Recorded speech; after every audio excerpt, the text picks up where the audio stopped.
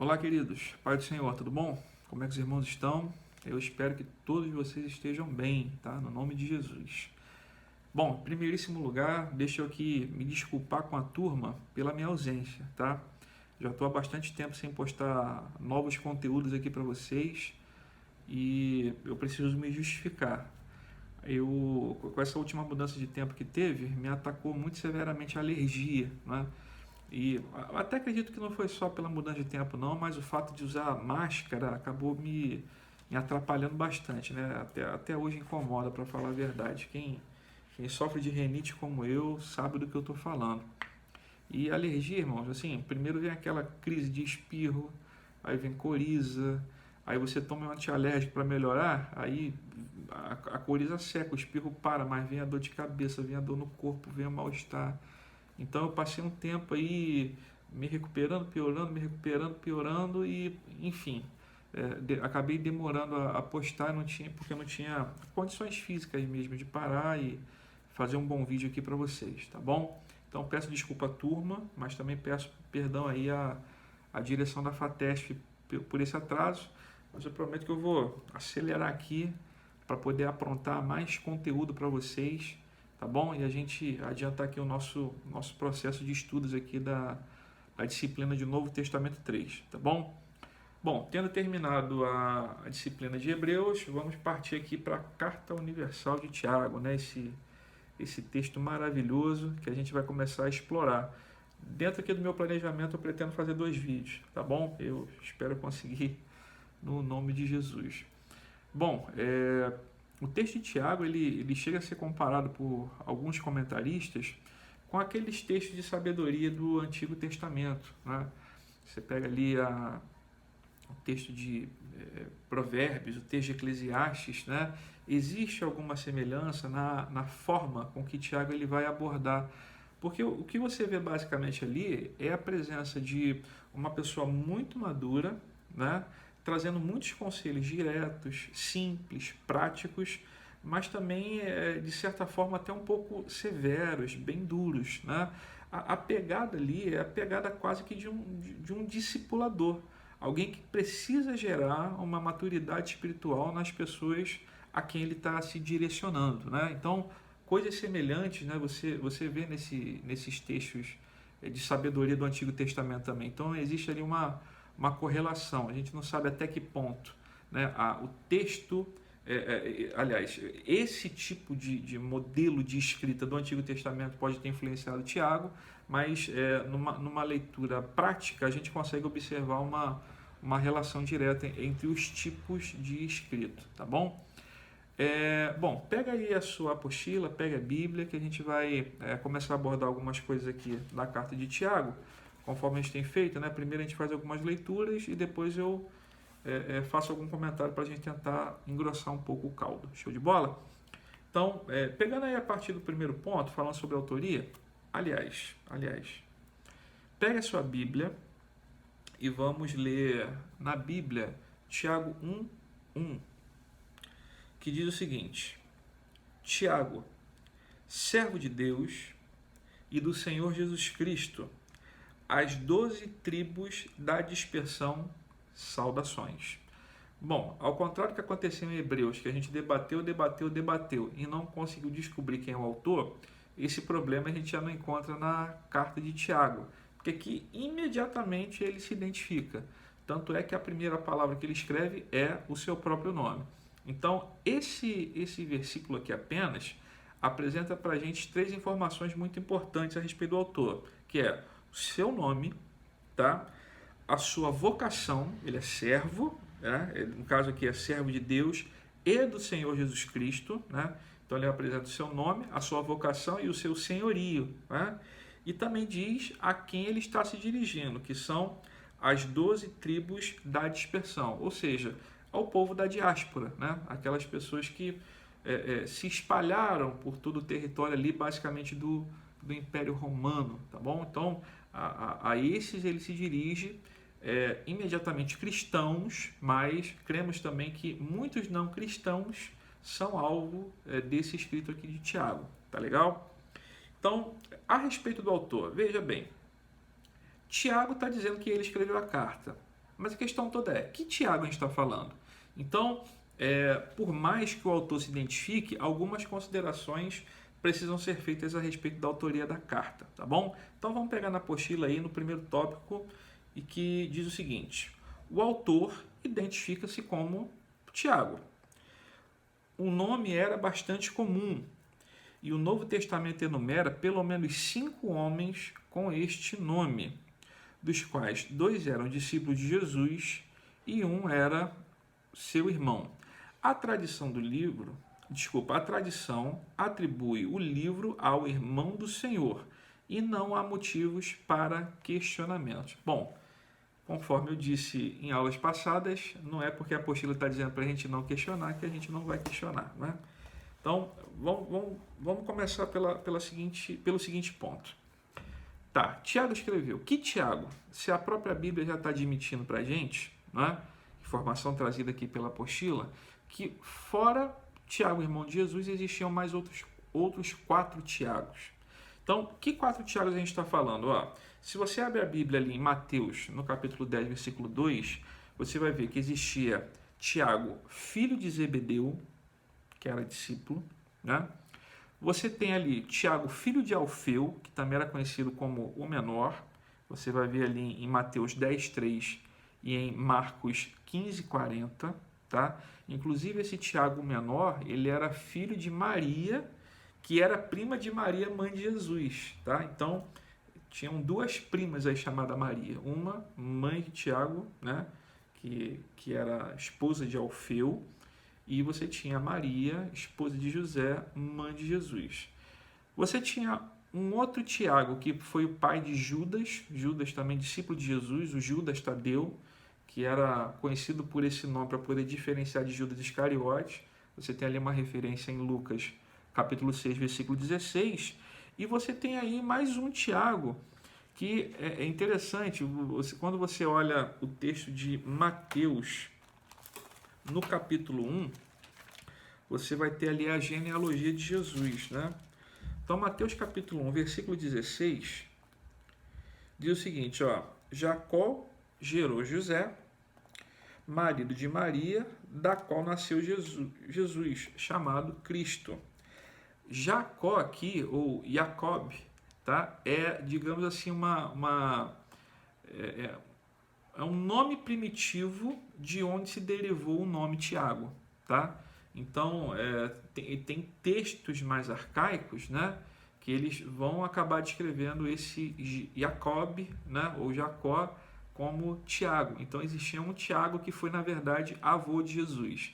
Então, você tem Tiago, avô de Jesus, Tiago, pai de Judas, você tem Tiago, filho de Zebedeu, você tem Tiago, filho de Alfeu, e você tem o Tiago, filho de José, irmão de Jesus. Bom, se tem tanto Tiago assim, como a gente faz para saber quem foi que escreveu o livro de Tiago? Bom, pelo menos os que estão descritos aqui no texto do Novo Testamento, a gente já pode fazer algumas eliminações, né? No caso, não teria como ter sido o avô de Jesus. Então, sobram mais alguns outros Tiagos aí que você pode considerar. Bem, quando você vê o texto de Tiago, está dizendo somente Tiago, né? Como que diz, ó, eu, Tiago, estou escrevendo esse livro aqui. Bom, naquele tempo, quando você tinha um nome muito comum, como era o caso de Tiago, se você quisesse especificar bem quem é exatamente o autor, quem é a pessoa a quem você está se referindo, você trazia mais uma informação agregada ao nome que pudesse direcionar a identidade real da pessoa, né? Então, por exemplo, você tem Tiago, marque Tiago, tem o filho de Alfeu. Tem o outro Tiago, que é o filho de Zebedeu. Você tem o Tiago, que é o pai, né, do Tadeu, do Judas Tadeu. Então, basicamente assim que funcionava. E você sempre tinha um Tiago que seria a referência. Não, esse aqui é só Tiago. Por quê? Porque ele é o mais conhecido, ele é o mais famoso de todos. Basicamente era assim que funcionava. Como a gente observa na carta de Tiago estando somente Tiago, sem mais adição nenhuma, logo a gente pensa que esse Tiago era o Tiago mais famoso que tinha no seu tempo. Portanto, o irmão de Jesus, e que no futuro passou a ser o líder da igreja de Jerusalém. Então você tem uma pessoa de autoridade com esse nome e o nome dele passa a estar no topo. Então, qualquer outro Tiago que esteja abaixo dele precisa agregar alguma coisa ao seu nome que o identifique, tá bom? Porque somente o nome Tiago identificaria uma pessoa apenas. Deu para entender? Eu acredito que sim. Qualquer dúvida, vocês façam contato comigo, tá bom? Inclusive, o nome Tiago era tão comum, deixa eu trazer aqui um ponto de pesquisa interessante aqui para vocês. No ano de 2018 se concluiu uma pesquisa lá na Universidade de Tel Aviv, em Israel. Durante 5 anos, né, houve uma espécie de um debate, como se fosse um julgamento, no seguinte sentido: acharam uma ossada numa caixa de pedra, uma caixa de pedra calcária. Ela tinha aproximadamente 50 centímetros e pesava 25 quilos. Aquela caixa era um ossário, né? Só que o ossário, vários foram descobertos, existiram vários. Só que assim, que na tampa desse ossário tinha uma inscrição, né, que eventualmente estava escrito ali em hebraico, mas traduzindo para o português dizia o seguinte: Tiago, filho de José, irmão de Jesus. Imediatamente, o que os pesquisadores fizeram? Opa, achamos a ossada do irmão de Jesus. Gente, isso aí do ponto de vista arqueológico seria uma descoberta maravilhosa, né? Porque é uma comprovação real de um parente de Jesus que foi achado. Isso assim é um marco, né? Então, em 2018 concluiu-se um estudo dizendo que de fato esses ossos são ossos originais do irmão de Jesus. Porém, esse debate foi muito amplo. Ele durou 5 anos, gerou 12 mil páginas de relatório, teve mais de 130 testemunhas, durou mais de 160 sessões. Só que por mais que exista um documento dizendo que aquela ossada é do irmão de Jesus, os teólogos protestantes, por incrível que pareça, não acreditam nessa hipótese, tá? Tem um pesquisador australiano, agora eu não vou me lembrar o nome dele, depois eu vou pesquisar direitinho para passar para vocês. Ele diz o seguinte: olha, se você tem vários Tiagos, vários Josés, vários Jesus naquela época, todos os 3 nomes eram nomes muito comuns, fica muito difícil você saber se de fato aquilo que está escrito na caixa se alinha ao Tiago, irmão de Jesus, ao José, pai de Jesus, e ao Jesus, Messias. Porque o que na cabeça dos teólogos protestantes fica claro? Se a pessoa que depositou naquele ossário os restos mortais de Tiago, se quisesse identificá-lo como irmão de Jesus, teria colocado Tiago, filho de José, irmão de Jesus, o Messias, para poder diferenciar de fato Jesus Cristo de todos os demais. Então, assim, embora exista um documento real que diga que aquela ossada seja de Tiago, né, grandes teólogos no mundo continuam tendo dúvidas a respeito disso, tá bom? Mas isso é só um ponto de pesquisa, né, importante, porque continua sendo um grande achado arqueológico, mas a gente ainda não tem prova cabal, né, para poder dizer que os ossos de Tiago foram de fato encontrados, tá bom? Continuando aqui no restante aqui do texto da apostila. A tradição atribui o livro ao irmão do Senhor Jesus. Não há motivo de questionamento. Bom, outros questionamentos que foram levantados, eu posso citar pelo menos 2 aqui para vocês. O tipo do grego que é usado que é usado na carta, né?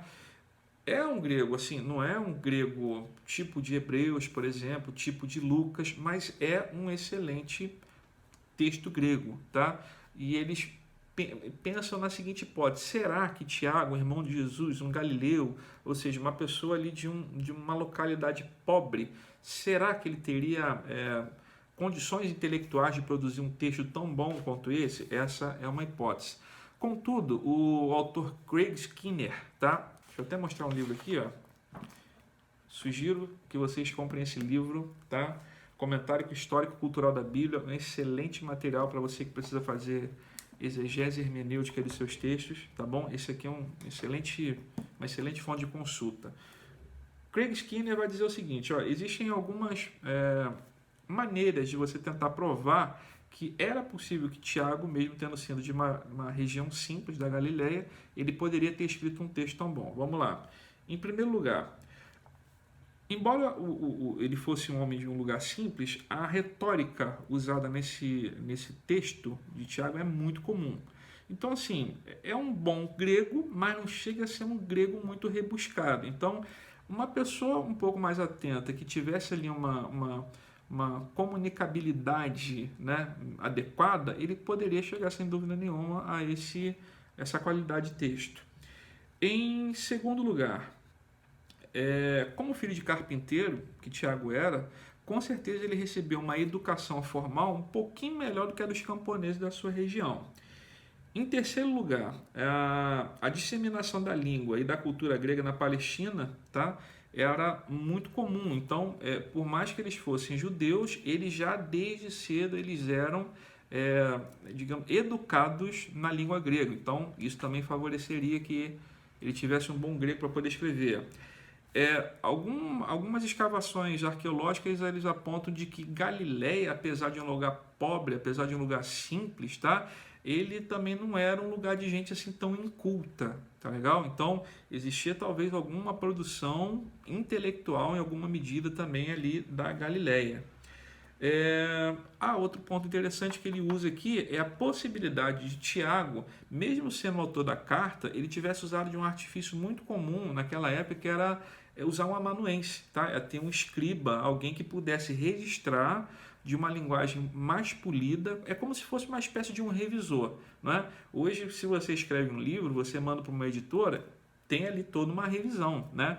O amanuense, ele na verdade, ele poderia ser tanto um revisor quanto uma pessoa a quem a carta foi ditada e ele ali fazia pequenas alterações para poder dar um bom encaixe no texto, né? Ele não mexia na composição, mas na escrita, enfim, isso ficava por conta do amanuense, tá? Então, todos esses aqui são evidências bacanas e bons argumentos que comprovam que o fato do grego, do texto de Tiago ser um bom grego, em nada depõe contra o fato de Tiago, irmão de Jesus, ter sido escritor dessa carta. Bom, outro questionamento que se faz é o seguinte, que era muito comum que naquela época existissem textos pseudoepígrafos. O que é isso? Texto pseudoepígrafo é quando alguém escreve um texto, mas no lugar dele se identificar como autor daquela carta, ele escreve em nome de alguém. Pode ser tanto uma homenagem, quanto pode ser também uma questão de você tentar falsear os escritos de alguém. É você criar uma literatura e você atribuir isso a uma pessoa, uma outra pessoa, tá? Só que o próprio Craig Skinner, ele vai dizer o seguinte: os textos pseudepígrafos, embora eles existam em grande quantidade, né, muitas pessoas escreveram no lugar dos seus próprios nomes, colocaram o nome de alguém, existia uma distância muito grande entre a data da morte desse homenageado e a data em que esse texto foi composto. Quando a gente vai averiguar ali basicamente a data em que o texto de Tiago ele foi escrito, a gente chega ali próximo do ano 62, tá? Então, porque foi, segundo Flávio José, foi a data que Tiago morreu. Então, suponhamos que o texto foi escrito ali por volta do ano 60, 61. É uma suposição. A gente tem aí talvez do ano 48 ao ano 62 como data provável, tá? Da composição dessa carta. Um texto pseudepígrafo, ele não seria composto ali do ano 62 ao ano 66, por exemplo. Seria escrito bem depois, entendeu? Então, assim, não era normal que alguém se passasse por outra pessoa que morreu há tão pouco tempo, entende? Então, tudo leva a crer que o próprio Tiago escreveu esse texto e em vida publicou esse texto e fez chegar para a audiência que ele queria se direcionar, tá bom? Então, assim, caem por terra qualquer tipo de dúvidas a respeito de Tiago ter escrito a carta por conta da qualidade do grego, quanto a possibilidade remotíssima dessa carta ser um texto pseudoepígrafo, tá bom? Então, vamos passar aqui para o restante aqui do conteúdo. Evidentemente, o autor era bastante conhecido e Tiago, irmão de Jesus, logo tornou-se líder da igreja em Jerusalém, tá? tem algumas evidências aí, mas eu quero ressaltar com vocês a evidência testemunhal de Paulo em Gálatas capítulo 1, versículo 19. Então vamos ver a Bíblia aqui. Carta de Paulo aos Gálatas, capítulo 1, versículo 19. Ali o Paulo dá testemunho pessoal dizendo o seguinte, ó. Vamos ler do 18 ao 19, só para você entender aqui o contexto. Depois de 3 anos, né, subi a Jerusalém para conhecer Cefas. Passei 15 dias com ele. Mas não vi nenhum dos outros apóstolos, a não ser Tiago, irmão do Senhor. Tá? Então aqui Paulo se encontrou pessoalmente com Tiago, e ele próprio escreve aos Gálatas dizendo que se encontrou com Tiago, irmão de Jesus. Tá? Vale ressaltar que Pedro e Tiago eles tiveram uma projeção como líderes da igreja em Jerusalém. Tá? Então acredito que por isso que Paulo cita somente o nome dessas duas pessoas aqui na carta. Certo? Então, o que já vimos aqui? O Tiago, Tiago no caso o irmão de Jesus, o mais famoso, justamente, creio eu, pelo fato de ter sido um dos líderes da igreja de Jerusalém. Tiago, ele de fato é o autor da carta, muito embora algumas pessoas duvidem por conta da qualidade do grego, e também afastamos a possibilidade muito remota de ter sido um texto pseudepígrafo. Tá? Outro ponto interessante, a linguagem da carta é semelhante à fala de Tiago em Atos 15. Tá? Isso aqui a gente pode dizer que é uma evidência interna. O que é isso aqui? Quando você pega o texto da carta propriamente de Tiago e você compara com Atos 15, ali tem um relato de Tiago ali que acontece ali num concílio, tá? da igreja. Então existe uma defesa ali que Tiago está fazendo a respeito dos cristãos gentílicos, e isso se aproxima muito do tipo de retórica que Tiago desenvolve na sua carta. Então, por comparação, a gente vê que Atos capítulo 15, né? E o texto de Tiago eles se aproximam muito em estilo, o que também favorece essa compreensão de que estamos falando do mesmo autor. Agora, um ponto interessante aqui no final desse parágrafo, diz o seguinte, ó, aparentemente Tiago era um descrente durante o ministério de Jesus. Uma aparição de Cristo a ele, após sua ressurreição, provavelmente o tenha levado a essa conversão, pois ele é enumerado como os crentes de Atos 1, 13 e 14. Tá? Aqui está só 14, mas eu estendi aqui para versículo 13 e 14 também, para a compreensão ficar melhorada na sua leitura. Bom, vamos ler aqui o texto de João 7. Isso aqui é interessante, irmãos, porque veja bem, o que é morar com o inimigo, né? Vocês já ouviram essa expressão alguma vez? E o cara, ele morou com Jesus, irmão de sangue de Jesus, e não cria em Jesus, né? E a evidência disso está em 2 textos. Um é esse que está escrito aí na apostila, Tiago 7, 3 a 5, que diz o seguinte: então, seus irmãos lhe disseram, retira-te daqui e vai para a Judéia, para que também os teus discípulos vejam as obras que fazes. Porque ninguém que procura ser conhecido age em segredo. Já que fazes essas coisas, manifesta-te ao mundo, pois nem seus irmãos criam nele. Tá? Então aqui a gente tem um relato claro nos evangelhos de que nem os irmãos, e aqui são irmãos consanguíneos, parentela próxima, cria em Jesus. Ainda de certa maneira o ridicularizam, dizendo o seguinte, olha, para quem faz aqui o tipo de coisa que você faz, para quem tem as propostas que você tem, parece que você está querendo andar em sigilo, em segredo, quer trabalhar no secreto, não faz sentido. Né?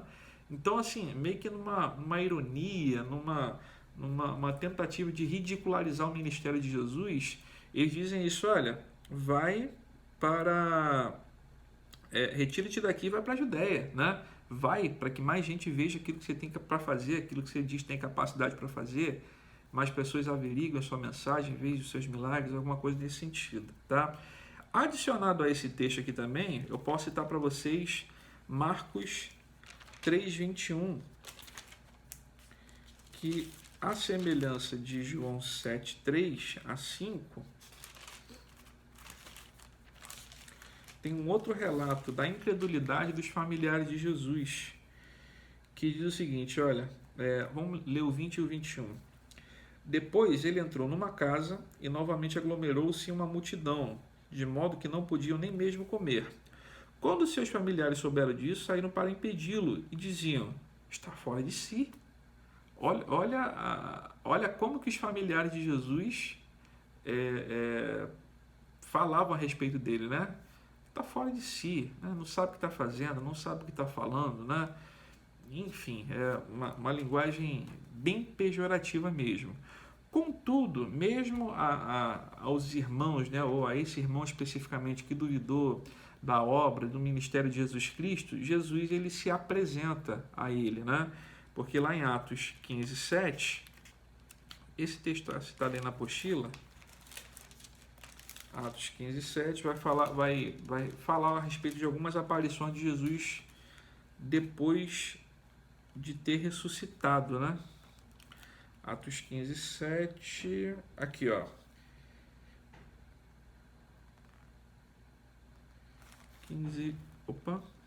15:7, não, desculpa, né? É 1 Coríntios 15:7, eu falei o texto certo? Nem lembro agora.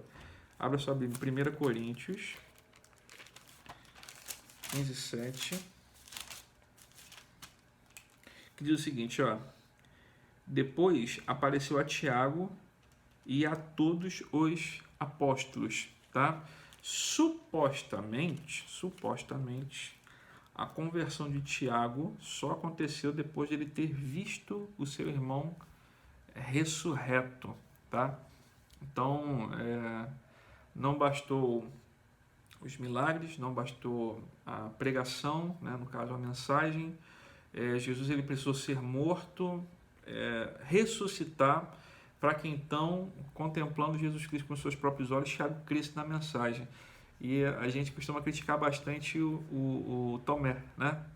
Tomé era incrédulo, mas você tem aqui o irmão de Jesus, que morou com Jesus, comeu com Jesus, conviveu com Jesus e mesmo assim não creu na sua mensagem, né? O ridicularizou, disse que Jesus estava fora de si, mas precisou ver Jesus Cristo ressuscitado, ressurreto, em glória, para poder crer que de fato ele era o Salvador e que a sua mensagem era verdadeira.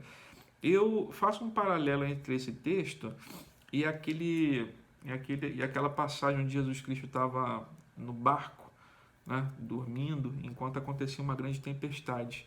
E os discípulos, eles correndo para lá e para cá, foram até Jesus Cristo, se dirigiram a ele, estava descansando e disseram, mestre, o barco vai afundar. E Jesus Cristo ele vai lá, acalma o vento, acalma o mar, né?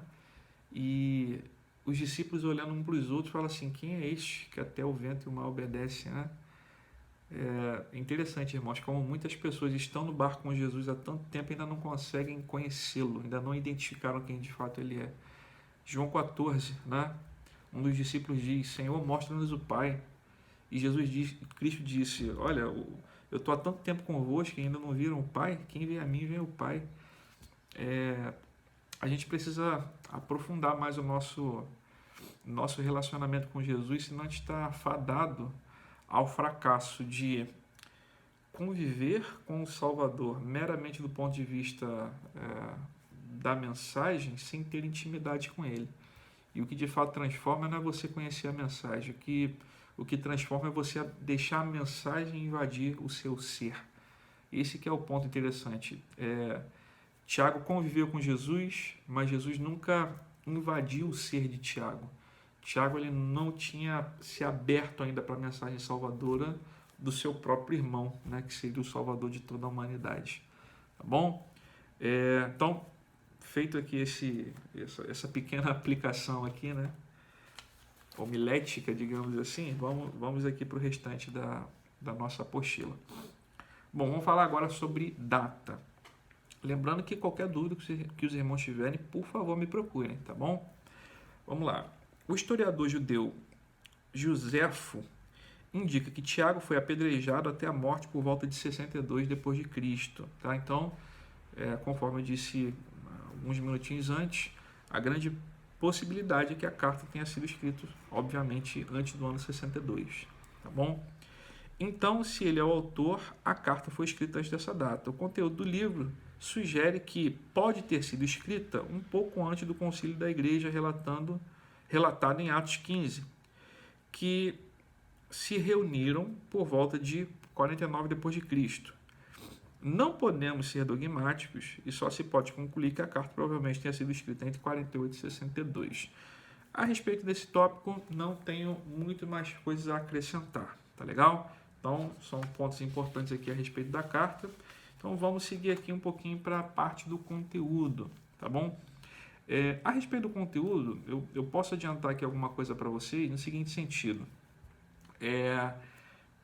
Embora tenha uma identificação e uma saudação no início da carta, quando você vê o decorrer da carta, ela se assemelha mais ao que os historiadores chamam de carta-ensaio, tá? Porque, veja bem, o que identifica essa carta, né? O que identifica esse documento como carta, melhor dizendo, né? Desculpa que deu um pequeno branco. O que identifica esse documento como uma carta é o fato de ter uma apresentação pessoal e uma saudação. Todo o restante do conteúdo é como se fosse uma exposição de uma doutrina, entende? É prática, de certo ponto simples, mas não deixa de ser uma doutrina. São sabedorias sendo ali divididas com o seu público-alvo, com os seus leitores, né? Vários pensadores no passado fizeram coisas semelhantes. Você pega o exemplo de Plínio, né? Plínio fez isso, Sêneca fez isso, né?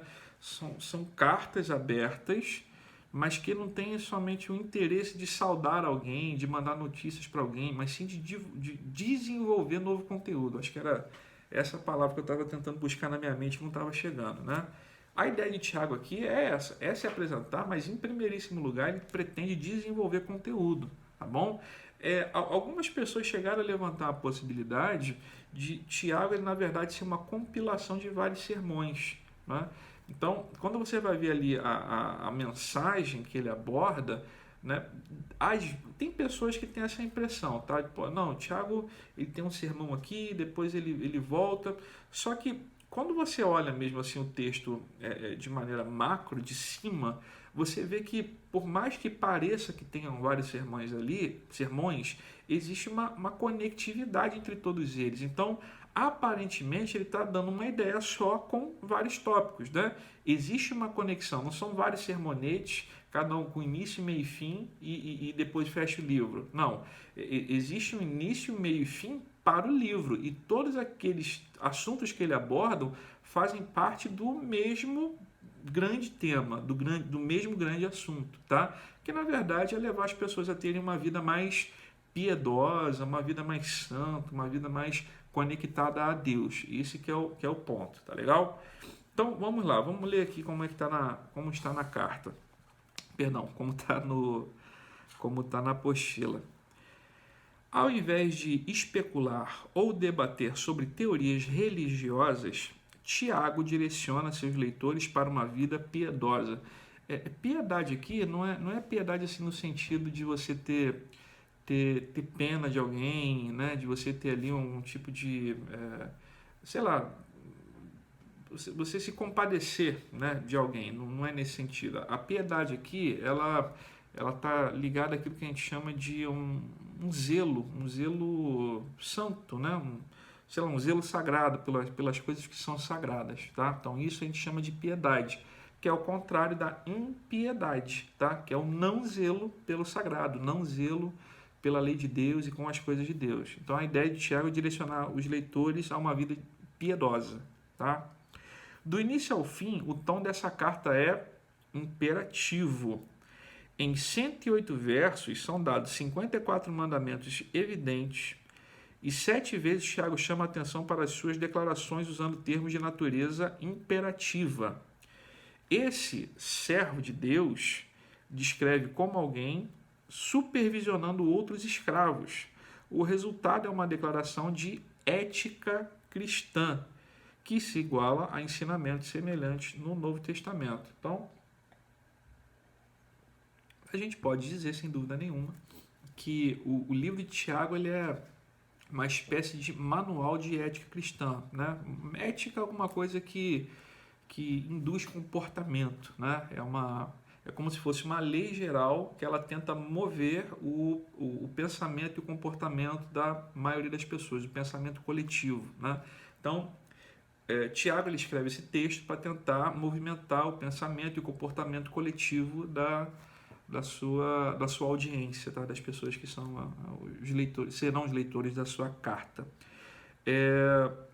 Bom, a respeito da mensagem, né, do conteúdo propriamente dito, eu gostaria de destacar 4 coisas para vocês que não está listada aqui na apostila, mas se você quiser você pode anotar, tá? Em primeiro lugar, Tiago ele vai falar que a verdadeira fé se manifesta por meio de ações, tá? Eu posso citar aqui o capítulo 1, versículos 22 a 24, versículo 27 do capítulo 1, versículos 14 a 26 do capítulo 2. Então, só para a gente ter como exemplo, vamos ler aqui o 1, 22, que diz o seguinte, cadê? 1, 22 a 24, ó. Sede praticantes da palavra e não somente ouvintes, enganando a vós mesmos. Pois, se alguém é ouvinte da palavra e não praticante, é semelhante ao homem que contempla o próprio rosto no espelho. Porque se ele se contempla, vai embora e logo se esquece de como era. 27. A religião pura e imaculada diante do vosso Deus e Pai é esta: visitar os órfãos, as viúvas nas suas dificuldades e não se deixar contaminar pelo mundo. Então, o que ele está defendendo aqui? Ó, que a verdadeira fé, que a verdadeira prática religiosa, ela está calcada, ela está baseada em ações, né? Seria no caso aqui ações de graça, ações que testemunham do seu cristianismo. Durante o período da Reforma Protestante, o Lutero, no caso, né, ele tentou remover alguns textos aí do Novo Testamento, né? Tiago, Hebreus, Judas, Apocalipse eram textos que, segundo Lutero, eles traziam alguma espécie de contradição à doutrina bíblica, enfim. Principalmente quando você pega a maneira com que Tiago aborda sobre fé, na cabeça de Lutero, isso era contraditório àquilo que Paulo falava a respeito de fé. Paulo falava de fé, mas no sentido transcendente, fé como um instrumento de Deus para realizar a salvação, né? Deus ele salva pela graça, por meio da fé, né? Isso não vem de vós, isso é dom de Deus, está lá no texto de Efésios. Então ele via a graça, o apóstolo Paulo, como uma graça, como um instrumento transcendente. Tiago ele vai falar sobre fé, mas ele vai falar de um jeito de fé que não se contrapõe ao que Paulo dizia. Ele vai falar de fé evidente, fé que ela se apresenta através de obras. Então, se você diz que tem fé, então você, no mínimo, precisa demonstrar a fé que você tem através de obras que você vai realizar, não é isso? Então, eu poderia citar aqui um exemplo nas palavras de Jesus Cristo, quando Jesus, lá no Evangelho de João, capítulo 3, versículo 17, Jesus vai dizer o seguinte, ó: bem-aventurados sois, se vocês souberem essas coisas e as praticarem. Então tem verbo ser, verbo conhecer ou saber e verbo fazer ou praticar. Ser, saber e fazer, né? Isso aqui eu chamo de tripé da vida cristã, né? Digamos assim que, em primeiro lugar, o ser ele é igual a conhecer mais fazer. Então, ser é um resultado, né? Então, digamos assim que a composição do nosso ser, da nossa personalidade espiritual, ela é resultado daquilo que conhecemos e daquilo que fazemos, né? Então, se eu digo que sou, que faço e que não sei, que não conheço, eu estou pecando pela ignorância, né? Eu estou abrindo mão ali da ortodoxia. Se eu digo que sou, que conheço, mas não faço, eu estou pecando pela inoperância, né? Eu estou ignorando ali a ortopraxia.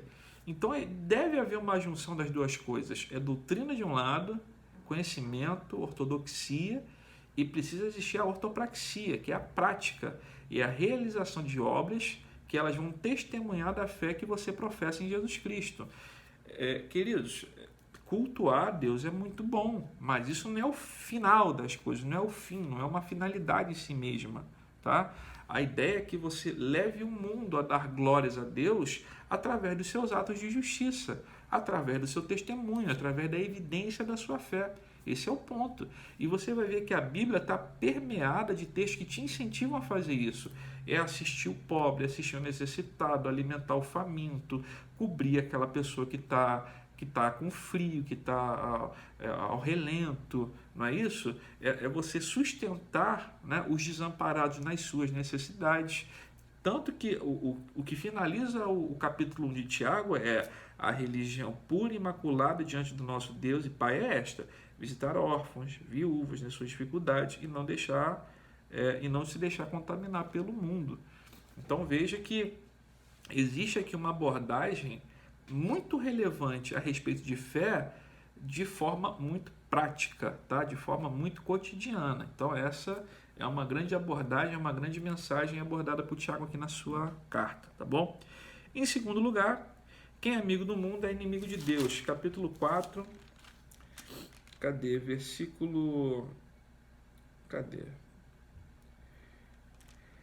Bom, vamos pegar o versículo 7, né? Para ficar como núcleo aqui uma espécie de um texto áureo aqui dessa segunda grande mensagem, que diz o seguinte: ó: assim, sujeitai-vos a Deus, resisti ao diabo e ele fugirá de vós, né? A gente precisa entender que não existe qualquer tipo de associação entre luz e trevas.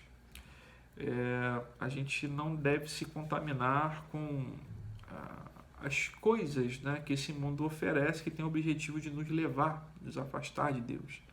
Então, Tiago está dizendo que não pode ter qualquer tipo de associação entre aquilo que agrada a Deus, né, e, digamos assim, os manjares desse mundo, aquilo que o mundo oferece, tá? Porque não existe qualquer tipo de ligação entre as duas coisas, entre os dois mundos. Portanto, quem ama o mundo, ele é inimigo de Deus. Depois eu vou esticar um pouco mais esses pontos quando a gente for falar ali no esboço da carta, tá bom? Terceiro lugar, dominar a língua, né? Principalmente aí no capítulo 3, posso dizer versículo de 1 a 12, né? Meus irmãos, muitos de vós não devem ser mestres, sabendo que seremos julgados de forma mais severa. Todos tropeçamos em muitas coisas. Se alguém não tropeça no falar, esse homem é perfeito e capaz de frear também o corpo inteiro. Se colocarmos freios na boca dos cavalos para que nos obedeçam, então conseguimos dirigir-lhes o corpo todo. Vede também os navios, embora tão grandes e levados por ventos impetuosos, são conduzidos por um pequeno leme para onde o timoneiro quer. Assim também a língua é um pequeno membro do corpo, mas se gaba de grandes coisas. Vede como um grande bosque é incendiado por uma faísca. A abordagem aqui do capítulo 3 é interessante, porque ela apresenta a língua como sendo um instrumento que, se não for domado, ele pode trazer grandes prejuízos, não para a gente, mas como também para outras pessoas. Eu me lembro de um texto de Romanos, se eu não estou enganado, é Romanos capítulo 5, deixa eu abrir aqui. Paulo ele vai fazer uma abordagem muito interessante que a gente pode direcionar a essa fala de Tiago, porque ele diz, é o capítulo 3, quando ele vai falar que todos os homens estão debaixo do pecado, né? Ele vai dar alguns exemplos, e todos os exemplos de pecado que ele vai abordar a respeito assim da contaminação humana pelo pecado são pecados relacionados à oralidade, né? Então ele vai dizer, capítulo 3, versículo 13 de Romanos, vai dizer o seguinte: a garganta deles é um sepulcro aberto, enganam com a língua, debaixo dos seus lábios há veneno de serpente, a sua boca está cheia de maldição, e amargura. Olha só que coisa terrível, né? Então, ó, a garganta é um sepulcro, a língua engana, os lábios têm veneno e a boca está cheia de maldição. Então, pecados relacionados à oralidade. Tiago, de certa maneira, ele estica, né, esse assunto, fazendo uma abordagem muito interessante aqui no capítulo 3 também, né, por coincidência, dizendo assim como um navio é muito grande, ele é dirigido por um pequeno leme. Uma floresta inteira ela é incendiada por uma faísca. Né? Um cavalo, você dirige ele por onde? Pela boca. Então, se você consegue dominar a boca do cavalo, você consegue dominar o animal inteiro. Então, basicamente assim também funciona conosco. Se a gente conseguir dominar a língua, a gente consegue também dominar o corpo inteiro. Está aí um grande desafio colocado por Tiago na sua carta. Em quarto e último lugar, tem um pequeno ponto escatológico aqui que a gente pode dizer de Tiago, quando ele vai falar sobre a vinda do Senhor, que virá trazendo justiça, tá? Tá no capítulo 5, dos versículos 1 a 20, né? Então, versículo 7 aqui, né? Só para a gente fechar aqui esse ponto. Portanto, irmãos, sede pacientes até a vinda do Senhor.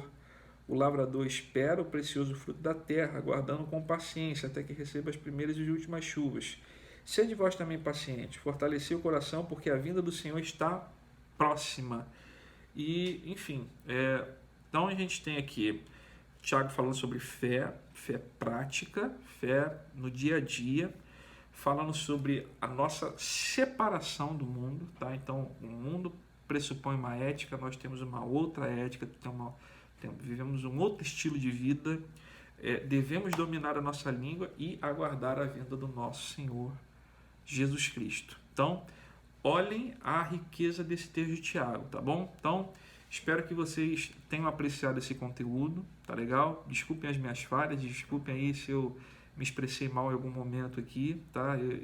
Vocês já notaram que os vídeos todos eu faço sem corte, né? Então, isso é um ato assim que pode até às vezes me expor aí um pouquinho, um detalhe ou outro que passa batido, algum ato falho, mas qualquer errinho vocês me perdoem, tá bom?